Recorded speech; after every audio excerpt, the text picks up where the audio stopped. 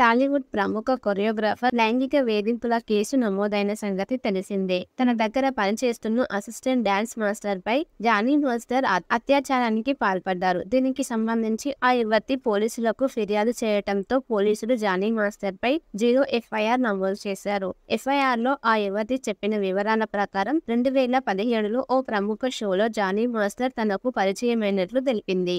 ఆ తర్వాత Jani master team నుంచి అసిస్టెంట్ కొరియోగ్రాఫర్ గా ఉండాలంటూ తనకు ఫోన్ కాల్ రావటంతో 2019లో జానీ మాస్టర్ టీమ్ లో జాయిన్ అయినట్లు బాధిత యువతి పేర్కొంది. ఆ షో కోసం జానీ మాస్టర్ తో పాటు మరో ఇద్దరు కలిసి తాను ముంబైకి వెళ్లానని, ఆ సమయంలో ముంబైలోని హోటల్లో తనపై జానీ మాస్టర్ అత్యాచారానికి పాల్పడ్డారని యువతి తన ఎఫ్ఐఆర్ కాపీలో చెప్పుకొచ్చింది. ఈ విషయాన్ని బయట ఎవరికి చెప్పొద్దని జానీ మాస్టర్ బెదిరించినట్లు వాపోయింది. అదేవిధంగా షూటింగ్ సమయంలో తను చెప్పినట్లుగా వినకపోతే అసభ్యకరంగా ప్రవర్తించేవాడని తన ఆవేదనను వ్యక్తం చేసింది. తనపై పలుమార్లు జానీ మాస్టర్ లైంగిక వేధింపులకు పాల్పడ్డాడని, మతం మార్చుకొని తనని పెళ్లి చేసుకోవాలని బలవంతం చేశాడని ఎఫ్ఐఆర్ లో యువతి ఫిర్యాదు చేసింది. యువతి ఫిర్యాదుతో ఎఫ్ఐఆర్ ను నమోదు చేసిన పోలీసులు జానీ మాస్టర్ పై అత్యాచార కేసు నమోదు చేశారు. 376, 506, 323, 323 సెక్షన్ల కింద కేసు నమోదు చేశారు. ఇది ఇలా ఉంటే జానీ మాస్టర్ వివాదంపై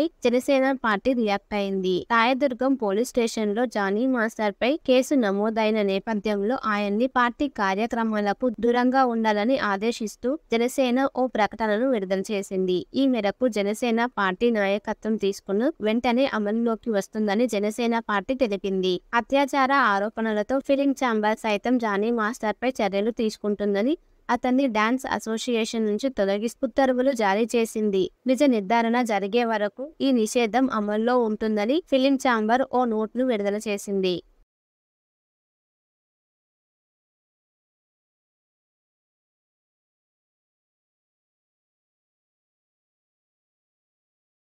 టాలీవుడ్ ప్రముఖ కొరియోగ్రాఫర్ లైంగిక వేధింపుల కేసు నమోదైన సంగతి తెలిసిందే. తన దగ్గర పనిచేస్తున్న అసిస్టెంట్ డాన్స్ మాస్టర్ పై జానీ మాస్టర్ అత్యాచారానికి పాల్పడ్డారు. దీనికి సంబంధించి ఆ యువతి పోలీసులకు ఫిర్యాదు చేయటంతో పోలీసులు జానీ మాస్టర్ పై 0 ఎఫ్ఐఆర్ నమోదు చేశారు. ఎఫ్ఐఆర్ లో ఆ యువతి చెప్పిన వివరాల ప్రకారం 2017లో ఓ ప్రముఖ షోలో జానీ మాస్టర్ తనకు పరిచయమైనట్లు తెలిపింది.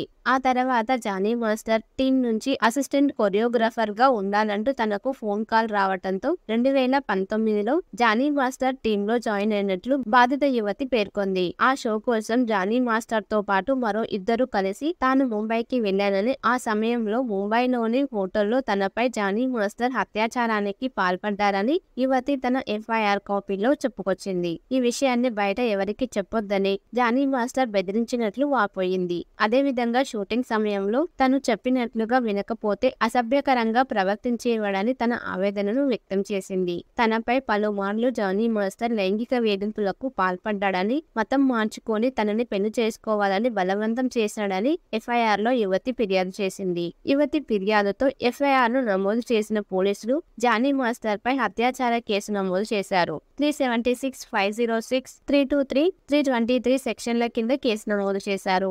ఇది ఇలా ఉంటే జానీ మాస్టర్ వివాదంపై జనసేన పార్టీ రియాక్ట్ అయింది. రాయదుర్గం పోలీస్ స్టేషన్ లో జానీ మాస్టర్ పై కేసు నమోదైన నేపథ్యంలో ఆయన్ని పార్టీ కార్యక్రమాలకు దూరంగా ఉండాలని ఆదేశిస్తూ జనసేన ఓ ప్రకటనను విడుదల చేసింది. ఈ మేరకు జనసేన పార్టీ నాయకత్వం తీసుకున్న వెంటనే అమలులోకి వస్తుందని జనసేన పార్టీ తెలిపింది. అత్యాచార ఆరోపణలతో ఫిలిం ఛాంబర్ సైతం జానీ మాస్టర్ పై చర్యలు తీసుకుంటుందని, అతన్ని డాన్స్ అసోసియేషన్ నుంచి తొలగిస్తూ ఉత్తర్వులు జారీ చేసింది. నిజ నిర్ధారణ జరిగే వరకు ఈ నిషేధం అమల్లో ఉంటుందని ఫిలిం ఛాంబర్ ఓ నోట్ను విడుదల చేసింది.